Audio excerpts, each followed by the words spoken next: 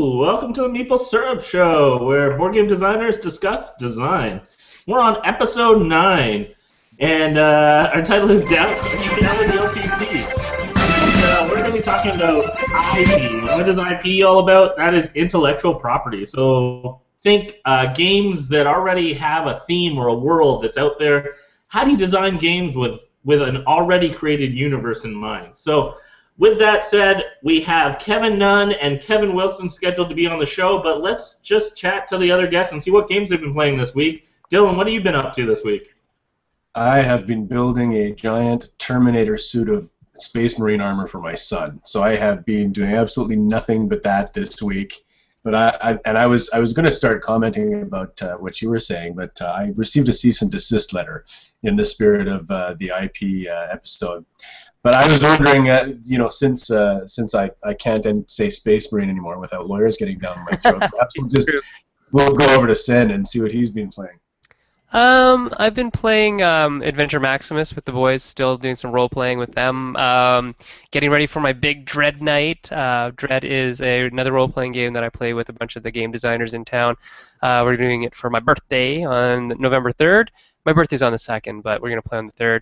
And Machikoro and some more Machikoro. Just a fun, easy game to play, so it's really fast to pull out. We did have a designer night the other night and played some cool prototypes from people. Got to finally play Josh Rivers' Crisis Hunter with Josh, which was really fun to play. It's a neat little game published by the Flux Capacity that has lots and lots of individual little characters, dice, and he's drawn the comics, does all the art for it, so it's a really neat little product. I can see it, if they added figurines to it, being even better. How about you, Daryl? What have you been playing lately? Well, first off, I want to apologize for our guests. I might be a little distracted for the next little short amount of time. Oh, and why is that? The ninth inning of the Game 7 World Series. But with that said, I'm going to try to multitask. So, actually, this weekend I got to play a bunch of games. I was at an event in my hometown called Meeple in the Steeple, which was a game night in a church. It was great, run by a friend and fan of the show, Eli. And I got to play Escape and Wits and Wagers. Again, the idea was a lot of like intro games or gateway games, although people did play the Walled City there, so I was excited about that. I also got to play this weekend the 10th anniversary of Ticket to Ride, which is gorgeous. I got to play Snowdonia. That was a new game I'd never played before, and that was a fun worker placement game. Yeah, I liked it. Yeah, it was just like a real classic feeling worker placement, which I enjoyed. And then last but not least, I got an advanced copy. I mentioned last show I got an advanced copy of Dragonflame by Minion that's going up on Kickstarter, and I got to play that 3 or 4 times this weekend, and it was a lot of fun. Are you one of the 3 reviewers who got their reviews into James? No, I am not. I'm still writing it. Oh, there you go. Yeah, but I honestly, I am a big fan of the games. So when I do write my review for James, he'll be happy because I have nothing but good things to say about the game because I think it's awesome fun. So those are the games I've been playing. Before we go to our guests, and also to kind of stall a little bit more, I was curious, before we have our guest on, what games have you guys interacted with of Kevin Nunn's designs? Oh, quite a few, actually. Well, obviously, the Arkham stuff with Linnaeus. Sorry, not Kevin Wilson, Kevin Nunn. Not Kevin Wilson? Oh, Kevin. No, Kevin Nunn. Oh, Kevin actually taught me how to play Sentinel Tactics this year, so that was fun. And then I've played Zongxi, and I think I played one more by Kevin, but I can't remember the name of it. I'll have to look it up. Fair. I am a huge fan of Rolling Freight. Oh, that's it, yes.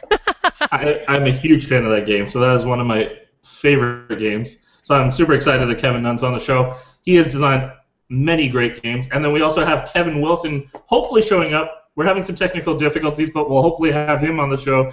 And he too is a phenomenal designer. But why don't we welcome Kevin to the show and get jumping into the questions? Hey, there's Kevin Nunn. We're gonna screw up the Kevin so many times. So badly, it's gonna be. Well, luckily only one of them's here for now. So. As long as we say Kevin. Kevin. I'm doing great. Excellent. So where are you right now? I am in my library in balmy Houston, Texas. Excellent. And are you going to be at BGG Cons? I will absolutely be at BGG Con. I teach during the week, but our Fridays are a looser day, so I'm driving in Thursday night. Yeah, that's my problem too. I teach so much that I can't get to BGG, so we'll see. Maybe next year I'll leave my students alone. Fly down Thursday night, I should say, and Well, I have a class on Friday. I have a Friday class. Oh, Friday night. I didn't schedule this stuff. The college schedules it for me. Oh, yeah. I'm with you. Excellent. So, Dylan, what's up? I, being a proud citizen of Calgary, would just like to say that you have a deep connection with our board game scene there from your FallCon game. Oh, thank you so much. Brent approached me about that, and it was just a pleasure writing it for him. So I wanted to know what the connection was. I figured that was the connection there because of his connection with Texas. Yes, Brent Lloyd was the connection. He approached me, and I said, well, you know what happens? I have a few micro games that I've written. Let me show you what I've got. And we sat down, we looked at about 3 or 4, and I went back to the house. We were meeting at a convention, and so I went back to the house afterwards, and in the shower I wrote a different game. And the next morning I called him up and I said, okay, you don't want any of those. I have a way better game for you. Forget everything I said last night. Those games all suck now. This is the game you want. And when I pitched it to him, he was like, yes, that's the game I want. I'm glad you like it. That's excellent. Are you a shower kind of guy as well? I am. I am. So Sin is the shower guy. I'm totally a shower guy. I do all my thinking in the shower.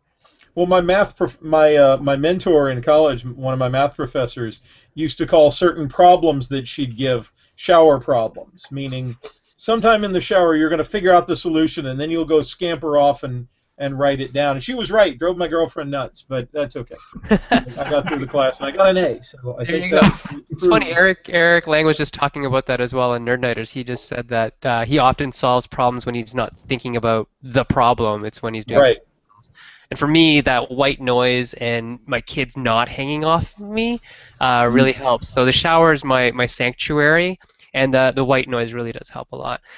Bringing this into the world of IP, seeing that we've already talked about FallCon, which is kind of a neat intellectual property to work with because they're not going to let you do certain things like, I don't know, kill the convention goers. No. What IPs have you worked with specifically? I think I've mentioned a few, but why don't you tell us? Okay, so I did FallCon, which was an anniversary game to celebrate the convention up there in Calgary. I did Schlock Mercenary Capital Offensive, which is a tie-in to the Schlock Mercenary webcomic by Howard Taylor. Oh, okay. Right. And I did Sentinel Tactics, which was the skirmish superhero re-implementation of the Sentinels of the Multiverse card game. I did that one with my design partner Luther Hendricks and with the whole Greater Than team. That was a huge team effort. But we were developing it here, sending them notes, and then they were testing them and sending us notes back, and there was a lot of that sort of collaboration. And I'm currently, the main thing I'm working on right now is Dragon Tides, which has Bruce Lee and Brandon Lee prominently featured, and it also includes some other figures from the martial arts world in the game. And I'm negotiating with a couple of others that unfortunately I'm not free to name at the moment. But that's okay. But I promise there are others coming. I really love working with IPs. It's exciting. I think actually I was going to ask a question, but Daryl has right of hot pursuit. No, it's really fine. Go ahead, Dylan. I was just going to say, and maybe, I don't know, maybe we want to ask Mr. Wilson when he comes in here. it just seems that once you get into doing IPs chase you. You know, like if you've got, you know, you get your good first game in an IP out there. To what degree was it just like you wanting the IPs or the IPs wanting you? I want the IPs. I actively go after them. Here in Houston, we have a fairly large Comic Con called Comic Palooza, and I approached probably a dozen different comic companies to do something with them. And Sentinel Tactics, we approached them initially about doing a board game implementation of their superhero setting.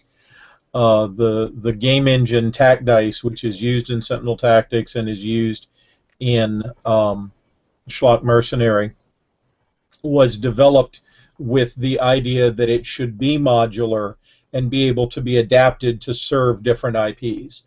So it's definitely been a deliberate choice on my part. I was around about 2002.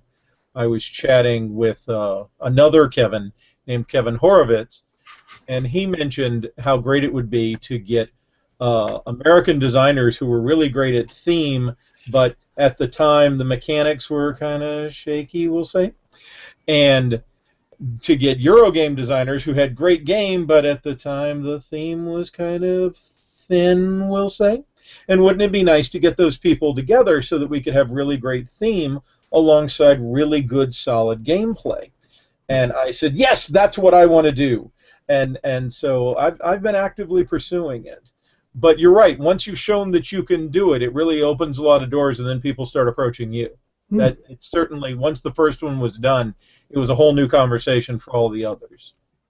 All right, Daryl. So Kevin, following that up, yeah, Kevin, with this recent Dragon Ties, did you already have some game mechanics or game design in mind when you approached them, or did it completely evolve after?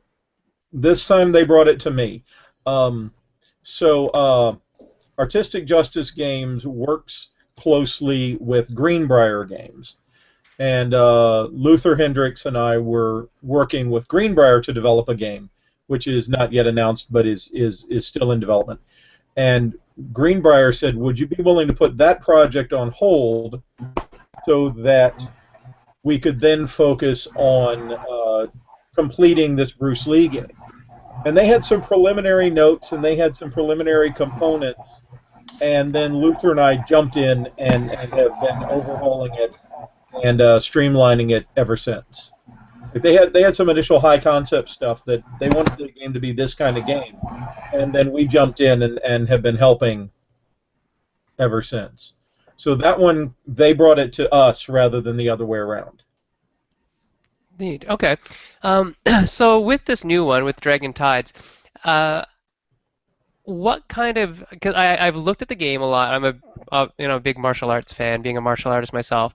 Fantastic. How does the mechanics in that reflect the martial arts? I didn't get it from it. I just looked at it very briefly. I haven't really got into it. I'm considering funding it, but I'd like to hear from you. That's why I haven't funded it yet. I need to convince you that this is where your money needs to be. Exactly. Okay, so first of all, the primary goal here was to serve action movie as much as we're serving martial arts. So really at the core of the game, it's an action movie game that happens to feature people who are prominently martial artists, rather than being a martial arts game that includes action movie stars, right? So I went back, and I'm a fan of all these movies, right? And I watched the Shaw Brother movies when I would, in the 1980s. And so I kind of had that genre background, and so I'm trying to simulate not literal martial arts, but instead the martial arts that we see in action movies. Right. And for that reason, the big element that we settled on is a sort of a rock, paper, scissors moment called the showdown. Right. In Okay. showdown, whenever two characters are going to fight, they have a free choice of how they're going to come at their opponent. Are they going to come at to try and strike them? Are they going to come at them to try and grapple them? Or are they going to try and throw them? And then each player shows at the same time. So that's the rock, paper, scissors showdown element. And then there's a priority. If you've been able to outthink your opponent, then you're going to get a 2-die bonus on the next roll. The other thing we brought in is that every attack comes with the possibility of a counterattack. If you come at somebody and they defend really well, then they might get a chance to respond. And their response will always be using whatever they chose in the showdown. So you might come at me with a strike, and I chose a throw as defense. A throw beats strike, so I get a 2-die bonus. I might be able to counter your throw, counter your strike, and still throw you. So Okay. it's in the guess double guess to kind of simulate the showdowns and sizing up your opponent, and it also built in this immediate counter-strike effect. And those were the things that we focused on in the very core of the game to simulate martial arts action in action movies. Now, to kick it up an extra notch, each major character gets their own set of 6 signature moves, and each round you can have one signature move in play. And those can be revealed to get an extra effect as well. Excellent stuff. All right, let me explain what's going on for our viewers that are wondering. All this popping on, popping off. Sadly, the San Francisco Giants just won the game. I will be crying for the next little bit. But on that note, I will introduce our other guest. We finally got Kevin Wilson on, although he looks like an ominous dark shadow being. Which he sort of is. Which is awesome, because it totally works. But Kevin, why don't you say hello, Kevin Wilson? Hello, is this working okay? Yeah, we can hear you, Kevin. All right, so that's our beautiful sound check. And then also, because he's such a nice guy and friend of the show, we also invited Eric Lang to drop in because he has lots of experience with working with intellectual property as well. Eric Lang, why don't you say hi to our guests? Oh, hey, surprise. We went from having 1 guest to 3. Yeah. So with that said, why don't I pass it back to Dylan, and Dylan, you're next with questions. Well, I'm great. It's great that we've got this whole assemblage of guests, because I'm hoping that they all want to answer this question to a degree, and it's stemming from the whole talk about getting ideas in the shower thing.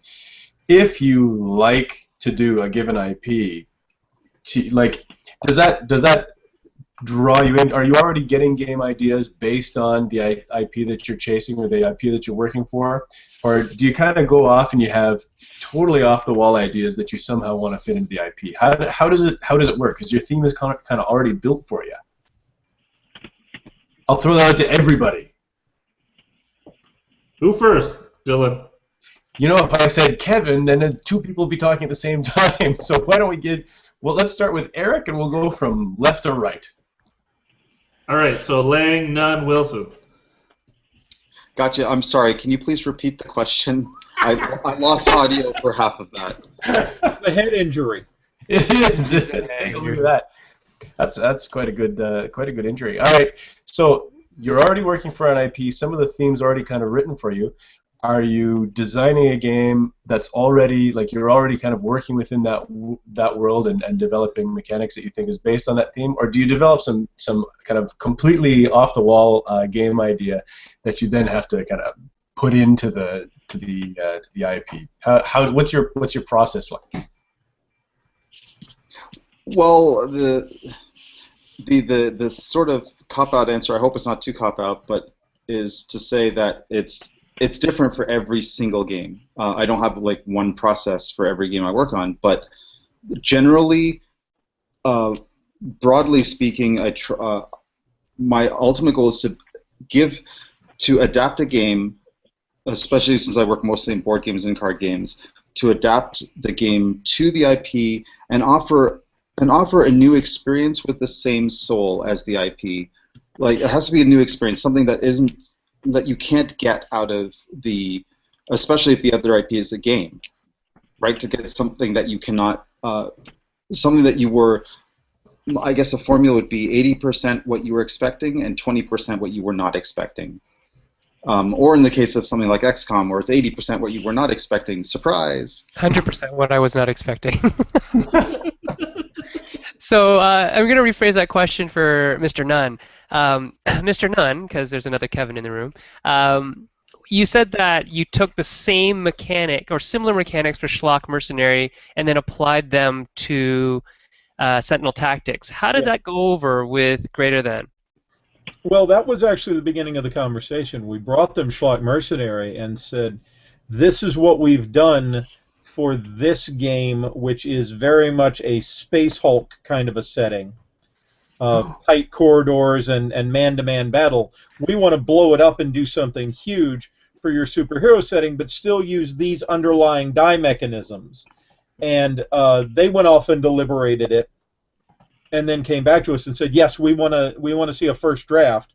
So go ye forth and write for the next 6 months, and we'll see you then, and then we'll make our final decision.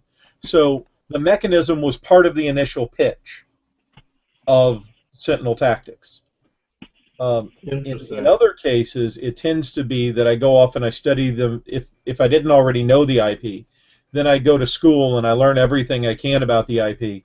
And then, echoing what Eric said, you're trying to look for a way to give people who already love that setting, those characters, that situation, that game even, a new experience they couldn't get with the original medium, and give them some new opportunities, some new ways to engage with the characters, to engage with the setting, to engage with the properties in ways they might have imagined before. And so then it very much becomes, how do you serve that? I'm going to actually rephrase the question again and send it to Kevin Wilson, because I wonder, what I'm hearing is that each game and each IP is kind of a unique beast. I'm guessing a lot of people don't even know all the different games that Kevin Wilson has done that are IP-based, but there's a ton of them. So, Kevin, why don't you start us off by just maybe even mentioning some of the IPs you've worked with? I mean, I know recently you just did X-Files, which is an incredible one, but even go back farther. What are some of the older IPs that you worked with? Oh, geez. Let's see. The first licensed game I worked on, I want to say, was Warcraft, the board game, the older one with the wood bits. And there was Doom, the board game. Doom, and, for sure. Sid Meier's Civilization. And I'm working on Chew, the card game right now, which is based on the comic book. Yes. You know, I've done a lot of them. I can't even think of. No, that's fair. No, that's helpful. And I guess maybe use one of those as an example. What was it like working with an organization that already had, a world? Why don't you use maybe Civilization as an example of working with them and taking this video game concept and porting it back to tabletop? Well, with Civilization, I was already I'd already played the game a bunch over the years. I played a lot of it in college. And so I kind of had a strong impression of how the game worked already, how the concept worked. So it was just a matter of, how do I simplify this enough to make it a board game instead of a computer game? And the thing I always worry about when I'm making a licensed property is how to adapt it from one medium to another. And how to use the medium's strength to its best advantage. Like in Doom, you couldn't have the real-time first-person shooter thing, so I had to put in something different there. So I built in teamwork between the different Marines and gave them different skills and different reasons to work together in different ways. With Civilization, I was worried about building up the interplay between the players at the table. So there's the trade phase where you can freely make deals and lots of different cards that interact with each other that way. And so I tried to take what was good about it in the video game and try and make something new that's good about it in the board game. Kind of like Eric says, focus on bringing some new cool to the table. Speaking of new cool to the table, Eric, just wanted to ask you back to the XCOM thing, just because I'm sure you're going to hear. XCOM. It is always XCOM. I'm sure you're going to hear a lot about XCOM from. I promise not to ask about XCOM. No, not from us, but from other diehard fans of the original series, who wanted more of the squad-based tactics. does taking it from the micro view of the squad-based tactics and back up to this macro view of the world that you have in your version of it, how difficult was that to pitch to the IP owners? So I actually did not do the pitch myself to Firaxis. I did the game design for Fantasy Flight, and then they pitched it to Firaxis. So anything I can tell you is only secondhand here. But they told me that the pitch was super easy. Like Firaxis absolutely loved the game, and they before I started working on the design, the boss man at FFG told them that he wanted to make a different game. He was not looking to make a tactical squad-based game because they'd just done Gears of War, the board game. Right. Right, and that's they didn't want to they didn't want to repeat themselves. B, I mean, we played XCOM, Enemy Unknown. Right, and that, I mean, they prototyped the squad-based combat in that game as a board game. Mm-hmm. Right, there is very little we could do to make not just a more inefficient, more clunky version of that game. So why bother, right? Yeah. Something new, and of course the number one consideration was that board games are about over-the-table play, right? It matters that you and I are sitting at the table, talking, interacting with each other, and so everything about this game, the top level of design of this game, was to take a complex game and to take a medium-heavy game, use the app to turn it into a medium-light game to encourage as much over-the-table play as possible and new types of interactions that you couldn't get from board games before because of how we integrated the timer. Right. That's cool. I mean, like in XCOM, there is a strategic level map. I mean, it's not like diehard players can say there isn't that kind of thing. You're still riffing on something in the game, so that's awesome. Right. They even have a name for it. They call it the Geoscape, right? There you go. But I'm going to direct something to Mr. Nunn, and I wanted to know: have you got a theme that you were absolutely in love with, and was it easier or harder to develop the game for it?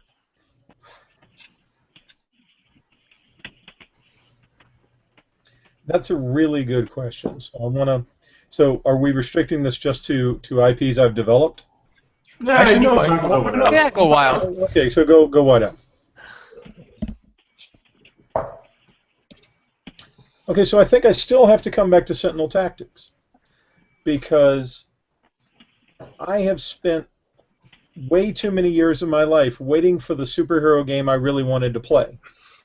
I've played a whole lot of superhero games, and afterward, none of them were the game I wanted to play. And so Sentinels of the Multiverse had its Kickstarter, and I went, oh, good, another superhero game. And then at that Board Game Geek Con, there was a copy in the library, so I checked it out, and a couple of kind souls taught myself and a buddy how to play, and I said, okay, I'm buying this. And it happened that they were running their first Kickstarter for their first expansion, Rook City. So I just went on there and clicked on One of Everything, Hook Me Up, and I just fell in love with their setting because it finally felt like superhero, right? Mm-hmm. So all these years I've been a Marvel fan, I've been a DC fan, I've been an indie comics fan, I'm a Neil Gaiman mega fan, right? And I've been waiting for something that felt like superhero, and then finally I had a chance to design that. And it's very hard to not write just the game you want to play when you could, you could. That power is just right there in your hands, and you know that your real obligation is to the players and to give them the game they want to play, which isn't always 100% the game you want to play. Now, don't get me wrong, I am super proud of Sentinel Tactics, and I am super happy for how it came out. I love it, and I have a great time playing it. Normally, by this stage, after 2 years of developing a game, I don't want to look at it for a few months, and I'll happily plop down and play. But there were some times along the road that I had to look at what do I wish the game would be, and what do I know is best going to serve the universe of Sentinels, the multiverse, I should say, before Christopher gets mad at me, and and serve those characters and represent them properly, especially because we moved the timeline forward. We had to not only reflect what the characters were, we had to reflect what they were becoming, right? Nice. A little bit like being handed Superman and being told, oh, you get to write Superman 10 years in the future.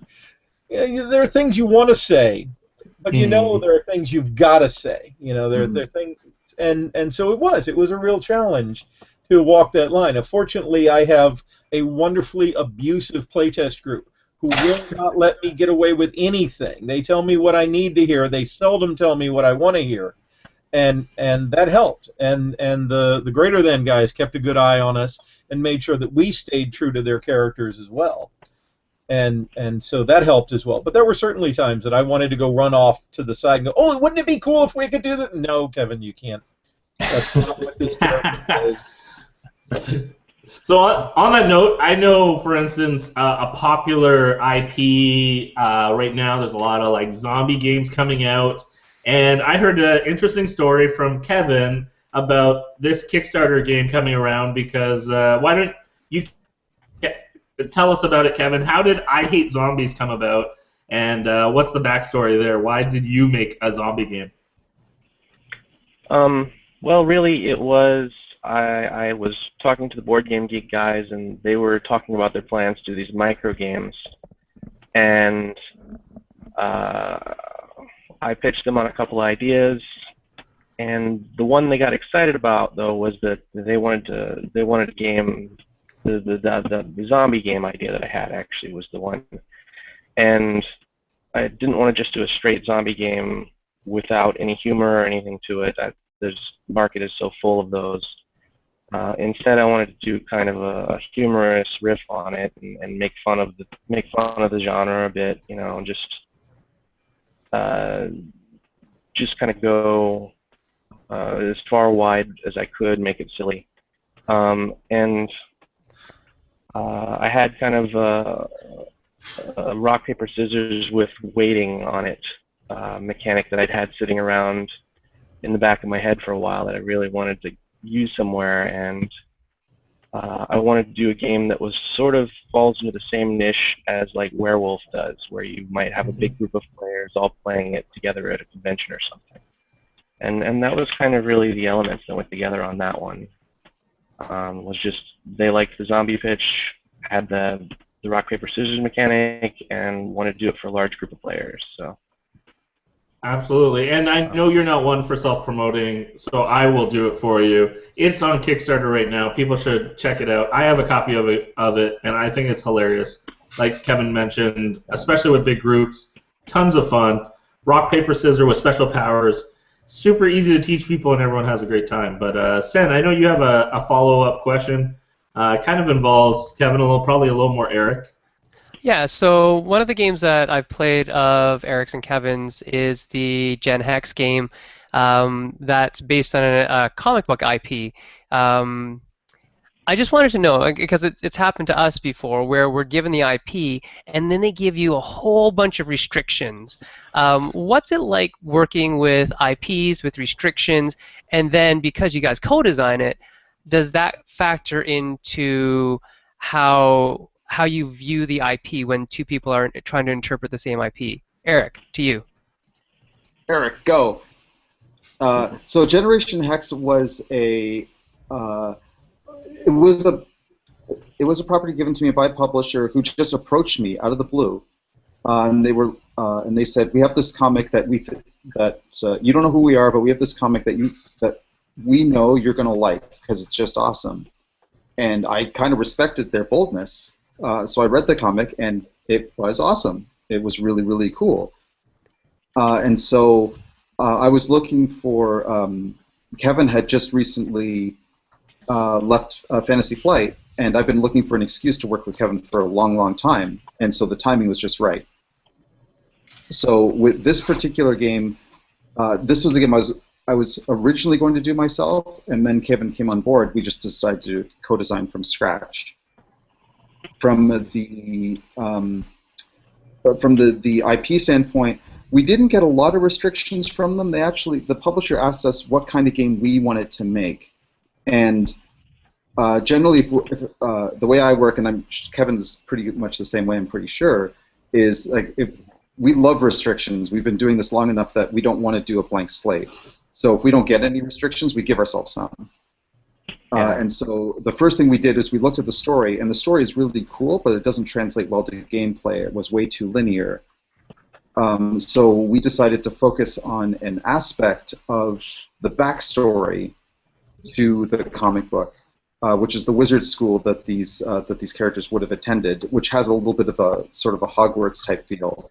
And after that, I think the game came together. Correct me if I'm wrong, Kevin. Like that 24 hours, I think, was the first draft. It was pretty fast. Yeah, it was once we nailed down the concept for it, it was done almost immediately, really.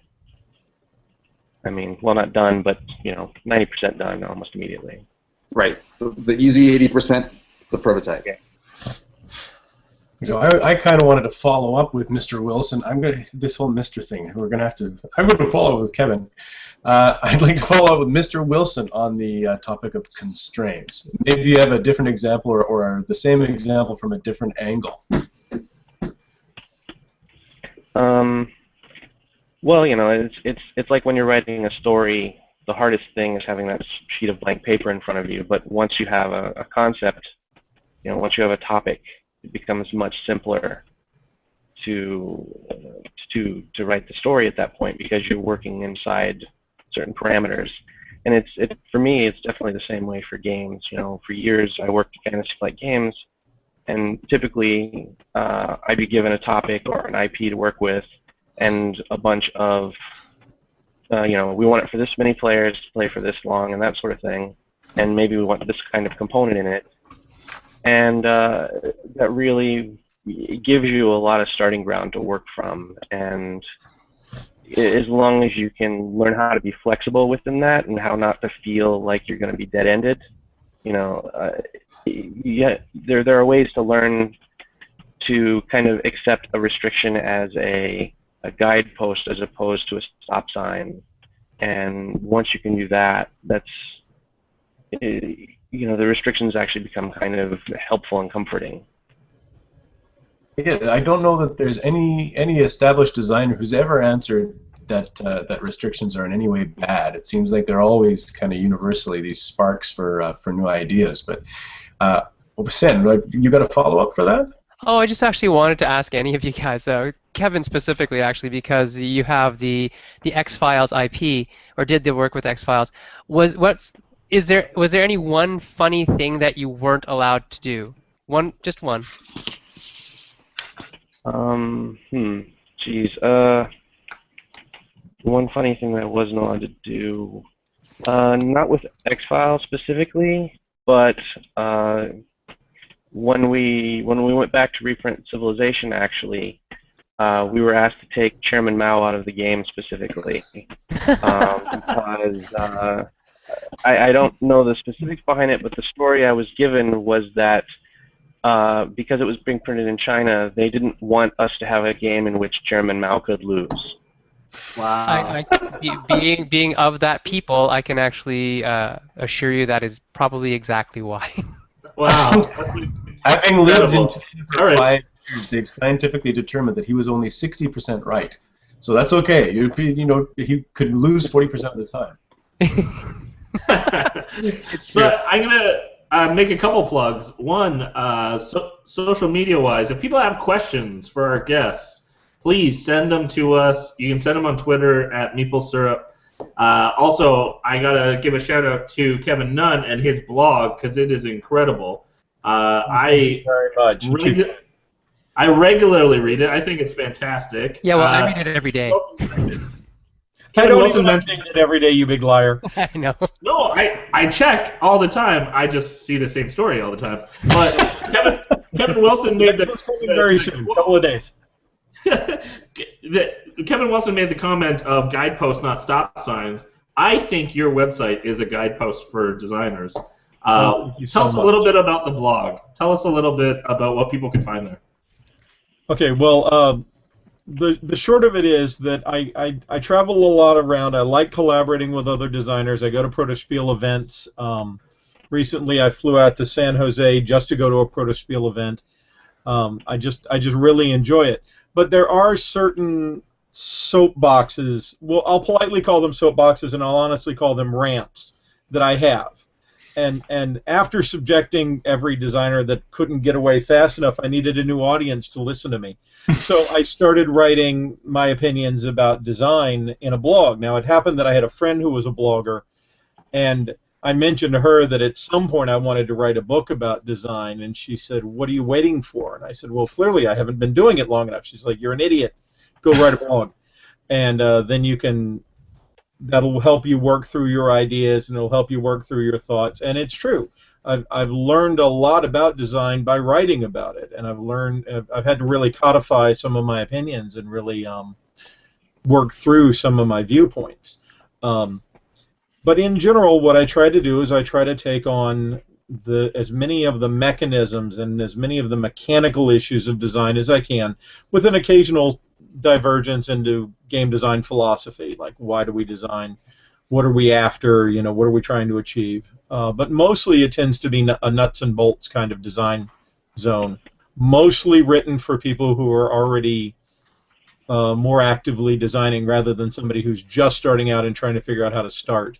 There are a huge number of fantastic sites out there for people who are just starting, but I felt like there wasn't anything for people who are already designing but wanted somebody to bounce ideas off of, wanted a place to look at things from a new point of view. And so that's been my main goal, and that's what I've been trying to serve. Eric, I wanted to ask you a question about, without lots of numbers, what do you feel is the difference between the market penetration for a game that has a good IP attached to it versus a game that has none? Thoughts? In the abstract, Yeah. 5 to 6 times. And what is that? The ballpark number, like so, you could expect if you're talking about a game in the same genre, one with no big, highly recognizable licensed IP attached, and one with in the same genre with a big IP attached. It would probably be 5 or 6 times. That's what I've heard, what I've seen. And again, that's apples to apples, right? Apples to, I mean, you can always look at other genres of games, like trading card games. Magic Gathering is still one of the biggest ones, and that has no IP. But that's because Magic Gathering became the IP. Right. I actually kind of wanted to follow up on a question on conventions and go back to Mr. Wilson here. And I wondered, kind of the two choices, are you there representing, or are you there looking for your next IP? At a convention? Yeah. Typically it just depends on the convention. Different conventions have different focuses, and sometimes I've been asked to be a guest of honor a couple times at conventions, and at those times I'm pretty much showing off whatever games I've got to people. People want to see what's the new hotness at that point, and trying to oblige them there. Other conventions, like the Gathering of Friends is very playtest heavy, so you're all trying to get playtest feedback from people. Something like Gen Con, though, tends to be more of a business convention where you're actually talking to publishers and kind of seeking out projects or seeking out different licenses or whatever to talk to them about. And so, like I said, it depends on the convention. So. Absolutely. I want to narrow in on a specific convention. I know Kevin Nunn is very involved with Protospiel. Tell us a little bit about that event. Protospiel is actually now a network of game design conventions. It was originally founded, Stephen Glenn, and 2 other men, I'm sorry, whose names elude me at the moment, organized it, and then it split into 2 because people moved. Then the other one stopped, And now there's the main Protospiel event, which is still in the Michigan area and the Ann Arbor, Ypsilanti area. But there's now a Protospiel North in Canada. There's a Protospiel South in Austin. There's a Protospiel West in San Jose. There's a Protospiel Houston, which I organize.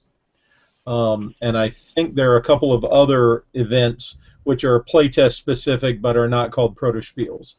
But the short of them is that they're rather informal get-togethers where everybody is there to play, test, comment on, give feedback to, beat up on, and generally try and improve each other's designs.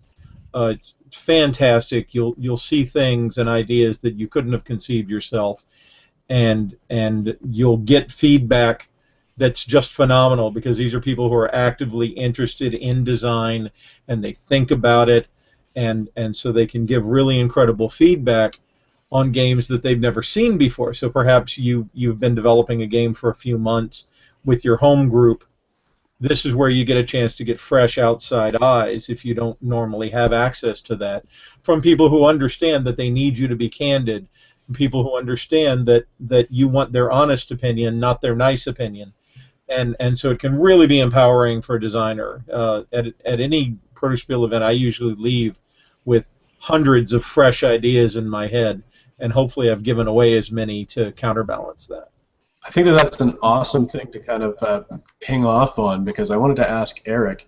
There are, you can collaborate with designers, you can work with your playtesters. Does the feedback differ to you? Is one more useful than the other? Are they useful for different things? Like where do you get your best feedback from? Your playtesters, other designers? So yes. So like I like feedback from all sources. I try to put I think about feedback in specific boxes. I will go to entry-level feedback, first impressions feedback. I will always go to casual players. Those are usually my favorites because they're not. That is, in my opinion, it is representative of the greatest majority of the game-playing audience. And I usually try to gather as much of that as I can near the beginning of a game. That is the most useful to me. Is this game fun? Is there a game here? What does it look like? As Tom Lehman would say, which I think is it's cool. But high-level feedback for deep-rooted design issues, I would go to designers for. I try not to overexpose myself to other top-end designers, just because then you end up designing games for designers and not for players. So I don't play with other designers too much, except for a gathering of friends. And of course, and finally, for what I call the grind, which is once we know the game is fun, and I've locked down the core, the game's got a soul, then I will go to my hardcore playtesters and we'll just beat it up. We'll grind out games, beat it up, leave them alone with it, let them generate statistics, and then run with that. Mr. Wilson, Kevin Wilson. So while you were the in-house designer, or at one of the in-house designers for Fantasy Flight, did you have access to larger development teams than regular designers would actually have? And when you were working for IPs, did you have development outside of Fantasy Flight games? Did you get a lot of feedback from the actual IP owners? Generally, when I was designing games there, I didn't work with any of the other designers too often, here and there a little bit, but Christian often referred to me as the away team, really. I did things, they would hand me a game and it would just kind of come back mostly finished, and then they would work on it from there. But in terms of the second part of your question, which it's about does the IP holder get a lot of say in the development process, or how much feedback did you get from them? Okay, that totally varies by IP holder, really. For instance, Blizzard was very involved in the feedback for the Warcraft board game, and we got pages and pages of feedback, and they had like 20 people play testing it in their offices and everything, and so we had to kind of, keep them in the loop and keep everything rolling there. But id Software, on the other hand, for instance, the only real feedback we got from them was we got 3D modeled, pose pictures of their monsters that we could pass off to our sculptors, and then they signed off on the graphics at some point. And they didn't have anything to say about the gameplay at all, which, some good, some bad. So your difference is just going to be really different with every IP holder. It just depends on how emotionally, attached to the idea of a board game for their IP they are, I think. Mm-hmm. That makes sense. Well, passing to Kevin Nunn, kind of rephrasing, but I mean, what is the development process like for you? And also, maybe specifically, I know this doesn't work as much with your IP titles, but what is the development process like with Ape Games? What's that relationship there with you, and specifically Ape Games? Because you seem to be pretty attached. Well, we are. Okay, so the Mr. Ape is Kevin Brusky, because we don't have enough Kevins in this conversation. And Kevin Brusky was actually a designer whose work I knew long before I met him. There used to be a magazine called Shadis, and Shadis was a general gaming magazine, and they reviewed a minis game that he wrote. So then when I met him, when I moved here to Houston, I was like, oh, yeah, okay, I know your work. So that was the first thing he did, is he did minis. Then later he decided he wanted to steer more toward Eurogame type work. And so he was working with a Houston area designer named Ray Mulford, and their first big project was trying to look at older classic games that people perhaps don't really play anymore and finding a way to breathe new life into them. So for instance, just hypothetically, you might start with a game like Whist or Spades, and then introduce some special bidding or some special power-ups or something like that. So I did a lot of play testing on that, and that's what started the relationship, was that I play tested for him quite a bit. And then moving from there, well, I was starting out as a designer. I had some ideas. He saw one that he really liked, which evolved into DuckDuckGo. Right. And DuckDuckGo has been extremely popular. It was well received. It's consistently done well with families, which is who we wanted it for. It was meant to be a family game, or as I like to tell people, it's a robo-rally you can play with your daughter when she's 8, and you'll be done in 45 minutes. And so that worked well, and so that was the beginning of just a good working relationship. We knew that we could work well together. We knew that we could bounce ideas off each other. And because he's also based out of Houston, he often gets to get an early look at whatever I'm developing. And then he'll move in and lift his leg on it and hand me a contract. And I'll say, okay. And then he'll pay me in advance, and I'll smile, and I'll take all my playtesters out to dinner on the advance money. Because God knows that, I don't know why they put up with me, so I feed them. And that's how he and I got it all going. And now that I've been working with him now for, oh my goodness, close to 10 years, I'll often, very early in the development of a game, look at it and say, hey, I think this might fill a gap in your catalog. I know you were trying to do a game of this type. Let me show you this. And so now he's seeing my alphas and stepping in even earlier and saying, okay, that's what I want. So, for instance, I blogged recently about a micro game called Duel. And he did a Duel very early in the development when it was just a strict proof of concept version. Just do these core mechanisms even work? And he played it and he was like, well, that's cute, but what are you going to do with it? And I said, well, I want to do this where each deck is unique and it has its own powers. He said, you write that game, I'm publishing it. And I was like, yes, sir. And within a week, he sent me a contract. He and I have done this enough times that we have a standard boilerplate. The only thing he ever really changes is how big the advance is based on what he thinks the game is going to retail for. And we're off to the races, But that's, again, because he and I have more than a decade of working together. We know what each other can bring to the table, and we know what each other is looking for. And so it's just been a really successful working relationship. I want to pass the same kind of question. Sorry to cut you off there. Go right ahead. I wanted to pass the name over to Eric because in-house development, out-house development, IP in the out-house development. What do you go? See, I can ask short questions. You had me at outhouse development. Yes, Outhouse development. You got IP and outhouse development. I had to think about that. This is the same question you asked Kevin? Yes, exactly. So yeah, what do the IP holders think about the how they contribute to games? So, I mean, I also did a lot of work with licensed games, very many for Fantasy Flight, just different ones that Kevin was working on. We usually found that the degree to which the IP holder would get involved in the development process was for one of two reasons. Either if there was a full-time licensing person that was put directly on quote-unquote our account. Yep. If their full-time job was to license our game, we could pretty much guarantee there was going to be tons of input because they had to justify their hours. Yes. Or number two is if there was somebody on the team that we were developing for that was that either I self-identified or was professionally a designer. So if in the case of a video game company we may or may not know that we may have done games for, where they had entire teams of designers who worked on games, the same game for 3 or 4 years, and then finally had a chance to see a board game that we handed them, of course every single person in the department had oodles of feedback for it.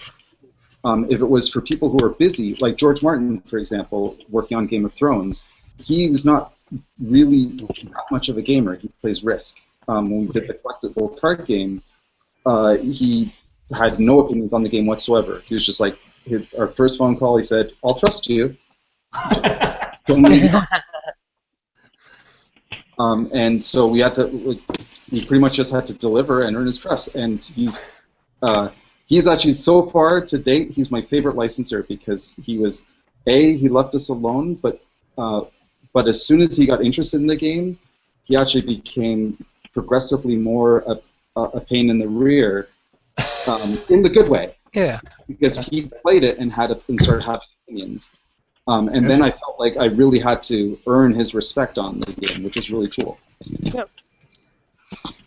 All right, well, I got a question actually from someone on Twitter. This is from @425Suzanne. I'm going to pass this question to Kevin Wilson. She's asking, what IP would you love to have a crack at? Is there any dream IPs you wish you could work on? There's probably a couple. I'd love to do a Conan board game someday. There already one out there. There's several out there, obviously, and this would be years down the road. But you said dream IP, so you know. Yeah, absolutely. What would you like to do? Another one I would love to do, and this has always gotten me laughed at. In Finland, I did a radio show, and they laughed at me for it on there. But I'd love to do a My Little Pony board game as well. We were just talking about that. Totally just talking about. I was totally just talking about a living card game. That would be My Little Ponies, and Kevin Wilson could do it. That'd be awesome. You've already got a tradable card game, though, eh? Yep. Yeah, that's a great game, but it's a good game in the abstract, but it's not a good My Little Pony game, in my opinion. Ah. I'll also throw another viewer question out from Twitter and send it to Kevin Nunn. Who did you geek out over when you got to meet them for the first time? Oh, probably Steve Jackson, the Rice alum. So for a number of years, I was the board game coordinator for OwlCon, which is a gaming convention at Rice University in Houston. And Steve Jackson of Ogre and Munchkin fame, as opposed to Steve Jackson of GW fame, is a Rice alum. So we schmoozed and sweet talked and convinced him to come back, and apparently we did it well enough that now he's a regular. But that first time, here I am. I'm an aspiring designer. I've got this little inoffensive rubber ducky game, and because the board game coordinator does most of his work for the convention before the convention, lining up the events, rather than actually running them, I volunteered to be the guest coordinator, which meant I was also his gopher. So, O Dread Lord and Master, would you like a salad? O Dread Lord and Master, would you like a bottle of water? Evil overlord. Right. And at the same time, I'm like, dude, I want to be you. And so yeah, it was hard to be professional and just serve him when mostly I wanted to go, like me, and instead I had to be like, yes, what can I do for you? Is there anything you need? When I really wanted to say, let's sit up all night and talk about my fan fiction about Ogre, So you did not write fan fiction about that Ogre. Was it. Did you really seriously write fanfic about Ogre? No. Oh, good. No. That's awesome. I thought that we were going to have like a confessional here saying, oh, we've all done that. That is awesome. Well, I know we're getting real close to the end of the show. I want to pass to Sen for his last question and go around with each of our guests. But Sen, what's your last question before we follow up with everyone? Well, it's the same last question we pose every time, but this one will be specific to IPs. So, what is one piece of advice you would give to a designer who is working with any IP for the very first time, the first time they've done IP work? Eric, let's hear from you. Right after you ask, can I go last? Awesome.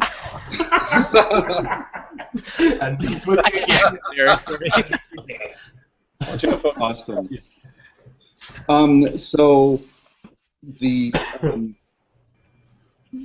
if you're working on for a new designer, for a designer starting on IP, the obvious one, but I have to restate it over and over and over again, is spend most of your research time. Obviously, do the reading, understand the IP, get all the specifics, of course, but spend most of your time finding the heart of the IP. What is the heart of it? What is the, if in Hollywood terms, what is the elevator pitch? In Wall Street terms, what is the log line? Like, what's the